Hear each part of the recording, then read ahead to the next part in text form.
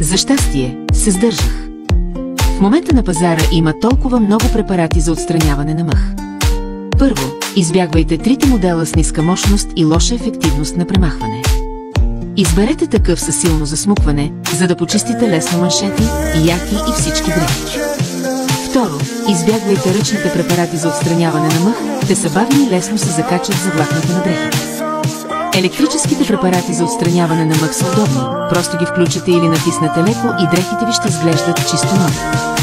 Трето, спрете да използвате ролки с лепяща лента, те са неефективни. Изберете препарати за многократна употреба с дълъг живот на батерията, издържащи до 30 дни с едно зареждане. Те са компактни, леки, преносими и лесни за съхранение. И накрая, избягвайте да купувате неизвестни марки, те лесно се повреждат. Изборът на надежден препарат за отстраняване на мъх е мъдрият избор. Те са с добро качество и издръжливи.